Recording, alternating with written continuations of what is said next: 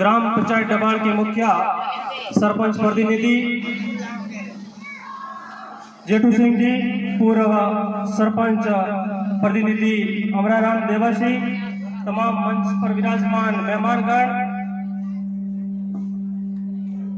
सामने विराजमान बुजुर्ग, युवा साथी और नवयुवक आगार में खड़े हुए युवा नेताओं, आप सबको मेरा सादर नमस्कार, प्रणाम। मैं अक्सर मंचों से राजनीति की बात किया करता हूँ, राष्ट्रभक्ति की बात किया करता हूँ, स्वाभिमान की बात किया करता हूँ। सबसे पहले मैं तिरंगे के नाम 4 पंक्तियां पढ़ता हूँ। जहाँ भी किसी भी मंच पर चाहे संचालन करने की व्यवस्था हो या चाहे स्पीच की, मैं 4 पंक्तियां देश के नाम पढ़ता हूँ। 4 पंक्तियां सबसे पहले तिरंगे के नाम छंद के आकार में पढ़ता हूँ कि खोलता हुआ रगों में राणा वे शिवाजी वाला लहू का उफान कभी रुकने न पाएगा, और पन्ना धाए रानी हाड़ी का बलिदानी देश कुर्बानी में कलेजा कभी दुखने न पाएगा। सुभाष शेखर अशफाक की धरा है या क्रांतिकारियों का प्रवाह कभी रुकने न पाएगा, और 125 करोड़ देशवासियों के दिलों में लहरता हुआ ये तिरंगा कभी झुकने न पाएगा, ये तिरंगा कभी झुकने न पाएगा। अभी जितने भी मंच पर मेहमान थे उन्होंने एक ही बात की बार बार कि संस्कारों की कमी आती जा रही है देश के अंदर। हमारी मातृशक्ति विराजमान है, अध्यापिका विराजमान है। हिंदुस्तान की बेटी अगर प्रेम भी करे तो किस क्षेत्र में करती है?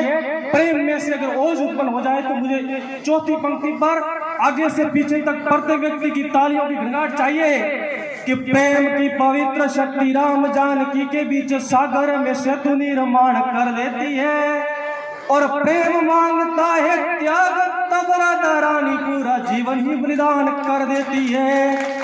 रुको भाई, एडवांस पेमेंट मत करो। चौथी पंक्ति का विराजमान आपको बोला है, चौथी पंक्ति सुनो फिर तालियां उठे कि प्रेम की पवित्र शक्ति राम जानकी के बीच सागर में सेतु निर्माण कर देती है, और प्रेम मांगता है त्याग तब राधा रानी पूरा जीवन ही बलिदान कर देती है। प्रेम का प्रमाण शक्ति देने है तू मीराबाई निडर होकर विष पान कर लेती है, और राज्य की सुरक्षा है तो प्रेम निशानी रहता रानी हाड़ा नीचे शीशदान कर देती है, रानी हाड़ा नीचे शीशदान कर देती है।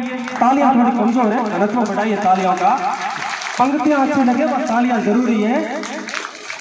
आप बाकी व्यवस्था नहीं कर सकते, तालियां बजा ही सकते हैं, इसके खर्चे की कोई जरूरत नहीं है, पैसे लगते नहीं है, उल्टे शारीरिक स्वास्थ्य के लिए अच्छा ही है। युवा शक्ति को कुछ पंक्तियां समर्पित करता हूँ। पंच पर विराजमान है, समय हालांकि ज्यादा हो चुका लेकिन काफी माफी चाहता हूँ क्योंकि जो मैं लेकर के आया हूँ उसमें से मैं बहुत कम से कम सुनाने की कोशिश कर रहा हूँ, फिर भी ज्यादा हो जा रहा है, समय कम दिया है मुझे।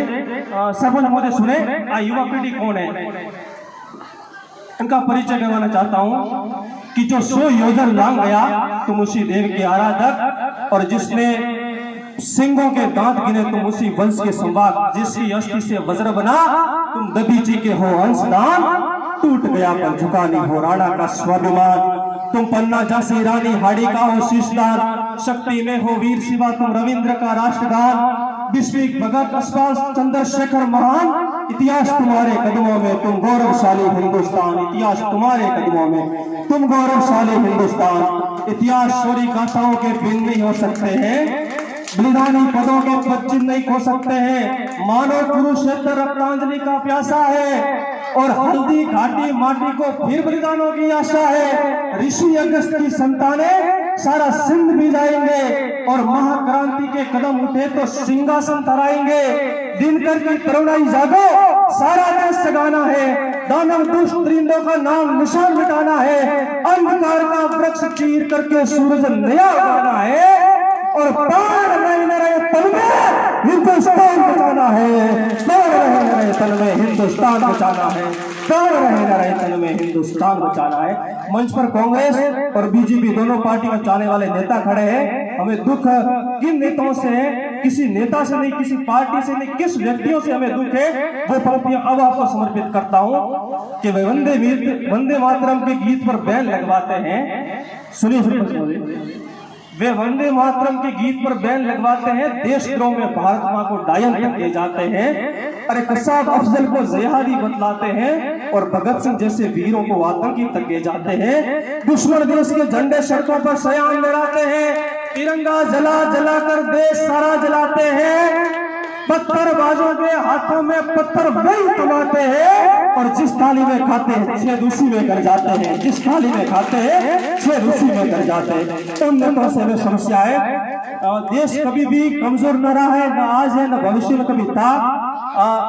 जेएनयू से नारा उठता है कि घर घर से अफजल होगा, भारत तेरे टुकड़े होंगे इंशाल्लाह इंशाल्लाह। क्यों घर घर से अफजल होगा? क्यों ये हिंदुस्तान कोई अफजल का था, कोई ओसामा बिन लादेन का रहा, कोई कशाफ का रहा? क्यों घर घर से अफजल निकलेगा? कोई महाराणा प्रताप और भगत सिंह पैदा नहीं होंगे इस धरती से? तो पंक्तियां पढ़ता हूं कि धरती ऋषि अगस्त की जो पी गए समंदर को, ये धरती दायर शैल की नसमस्तक कर दे सिकंदर को। ये धरती शकुंतल का पुत्र भरत की जो बचपन में शेरों के दांत गिना कर दे। धरती मर्यादा पुरुषोत्तम राम की जो पानी में भी पत्थर पैरा कर दे। ये धरती नहीं है कसाब अफजल के बाप की, ये धरती है वीर शिवा और महाराणा प्रताप की। ये धरती है वीर शिवा और महाराणा प्रताप की। घास की रोटी खाना स्वीकार किया हमने, मुगलों के सामने झुके नहीं और सौ घाव से सीने पर मर करके भी मरे नहीं। और बारूदी चिंगारी क्या पाक, हम तो दवानन से जले नहीं और दीवारों में चुने गए पर धर्म युद्ध से डरे नहीं। ये हमारा इतिहास है। पिछले समय में हिंदुस्तान ने 150 करोड़ वैक्सीनेशन पूरा किया है। वैक्सीन पर ये पंक्तियां हैं, आप लोग जितने भी वैक्सीन जिन लोगों ने लिए उन्हें भी गर्व का विषय है और नहीं लिए तो भी ले लेना, ये गर्व की विषय की बात है कि हिंदुस्तान का व्यक्ति क्या होता है। हमने वैक्सीन उसकी कि वो हम ही है जो बाण भेद कर धरती से धारा निकाल लिया करते थे और एक अंगुली पर गोवर्धन उठा लिया करते थे। वो हम ही डीलर थे जो वापस आने की विद्या न जानते हुए चक्रव्यूह में गए और हमारे फेंके गए पत्थर पानी में तैर गए। हमने 5 गांवों के खातिर मां भारत का डाला था और कुरुक्षेत्र के युद्ध स्थल को शोणित से भर डाला था। छक्के छूट गए थे अकबर के राणा की हुंकारों से, अंग्रेजों को धूल चढ़ा दी थी झांसी की तलवारों से। हम मारना भी जानते हैं और बचाना भी जानते हैं। हमने दुश्मनों के लिए फाइटर जेट और सुरंग बनाई। जिंदगी की सांस जब टूटने लगी तो हमने वैक्सीन बनाई। ये हमारी ताकत है, ये हम नहीं कर सकते हैं कार्य। हिंदुस्तान कभी भी निराशावादी नहीं हो सकता है, न कभी था न कभी है। मैं राष्ट्र की बात कर चुका हूं, अब आने वाली युवा पीढ़ी जो 12 से यहाँ से जाएगी उनसे मैं कहना चाहता हूं कि आप हौसला बनाए रखिए। कहीं पर ऐसा नहीं लिखा हुआ है कि 10 मंजिल विद्यालय भवन में पढ़ने वाले व्यक्ति सफल होते हैं। आप इतिहास करो कि राजनीति की कई से सूची उठाकर देखिए, हम जैसे विद्यालय, हम जैसे गांवों के लोग ही आगे आते हैं। कहीं पर ऐसा नहीं दिखता। मन में भ्रम पैदा मत करिए कि हम आगे भी बढ़ पाएंगे, निश्चित रूप से आगे बढ़ जाएंगे। खोटे सिक्कों के कभी दाम नहीं आते और नीम के पेड़ पर कभी आम नहीं आते। जिस मंदिर की नींव में भर दी गई वो लाशें, फिर वहां दर्शन देने कभी राम नहीं आते। इसलिए हौसला बनाए रखिए, दलदली सही पांव जमाए रखिए और हाथ खाली सही ऊपर उठाए रखिए। कौन कहता है छलने में पानी रोक नहीं सकता, बस बर्फ बनने तक हौसला बनाए रखिए। और अब तो अंतिम पंक्तियां इस परिवर्तन के दौर पे कुछ 2 मिनट का समय लूंगा, केवल 2 मिनट। उसके बाद वाणी को विराम देता हूं कि हमने भूले कहा क्यों किए कि पृथ्वीराज की भूलों वाले अब पन्ने वापस मत खोलो और सूल बिछे आंगन में हरगिज अंधे होकर मत डोलो। तूल चढ़ाकर गीतों को जो घर में घुसकर घात करे और जीभ काट लो कुत्तों की जो देशद्रोह की बात करे।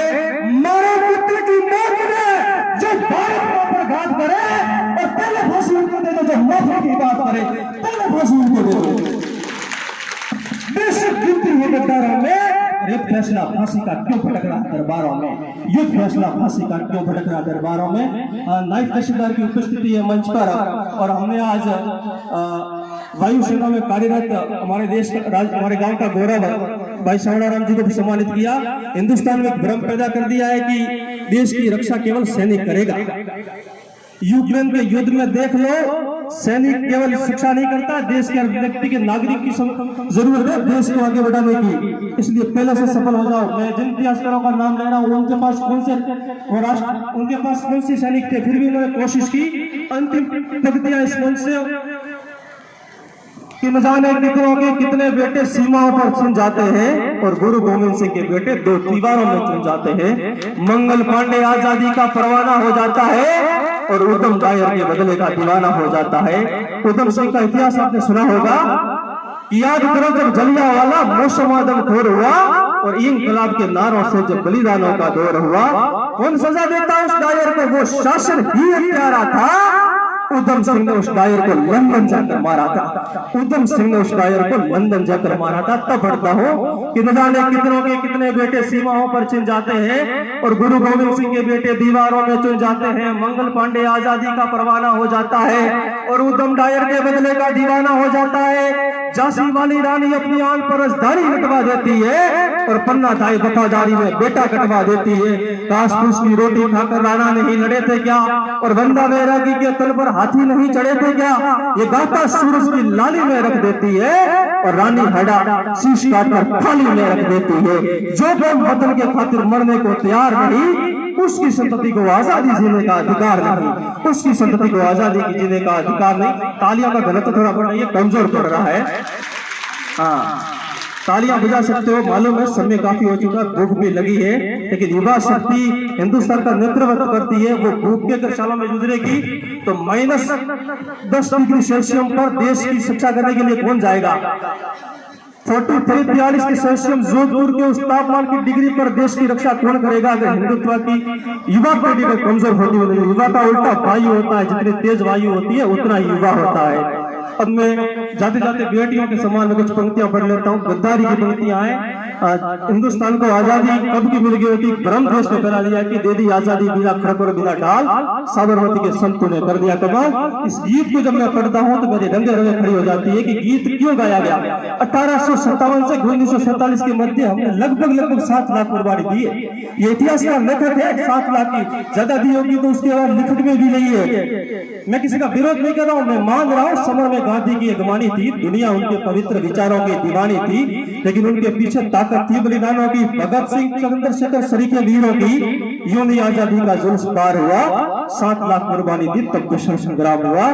डर के कारण झुका करंगी शासन और अटक झुक सकता था।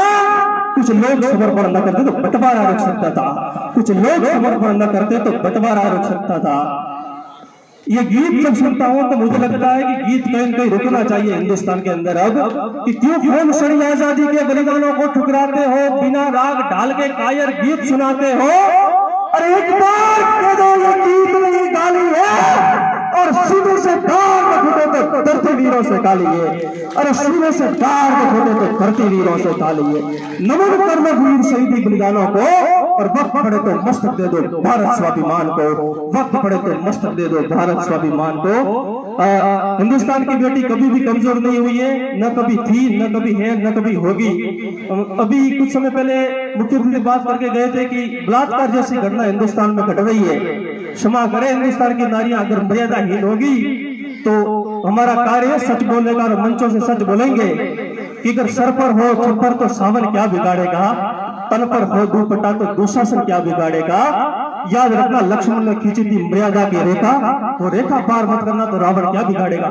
इसलिए मर्यादा में रखिए, संस्कृति बढ़ेगी, सभ्यता बढ़ेगी, आपकी ऊपर पर आपकी पहचान बढ़ेगी। मर्यादा हिंदुस्तान जब भी जोड़ेगा, पश्चिम सभ्यता हो जाएगा, देश निश्चित रूप से गिरेगा, इसमें कोई संदेह नहीं है। ये कल भी सच था, आज भी सच और भविष्य में भी सच होगा। हिंदुस्तान की नारी, हमारी बेटियां जब मोबाइलों के माध्यम से, हिंदुस्तान की पीढ़ी मोबाइल के माध्यम से जब आगे बढ़ने की कोशिश करेगी और बुजुर्गों के पास बैठते हुए मोबाइल यूज करेगी, वो पीढ़ी आगे नहीं बढ़ पाएगी। मैं कहना चाहता हूं कि मोबाइल एक साधन नहीं है, साधन है, साध्य नहीं। ज़हन में लाया करो, खुद के चेहरे को आईने से निहारा करो और जमाने के बुजुर्ग तुम्हें गूगल पर नहीं मिलेंगे, मिले वक्त उन बुजुर्गों के पास भी बैठ जाया करो।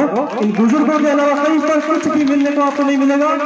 समय काफी हो चुका है। अंतिम 4 पंक्तियां, गद्दारी जो हिंदुस्तान में हुई थी 1857 में, उसकी पंक्तियां कि काश ग्वालियर राजघराने ने झांसी का साथ दिया होता, काश ग्वालियर राजघराने ने झांसी का साथ दिया होता, सिंधिया की तलवारों ने गौरव का लहूपान किया होता, तो चिलचिलाती मेघती मरुभूमि में कुंवारी खिल जाती और संध्या गद्दार नहीं होता तो आजादी 1857 में मिल जाती। जय हिंद, जय भारत। बहुत बहुत धन्यवाद।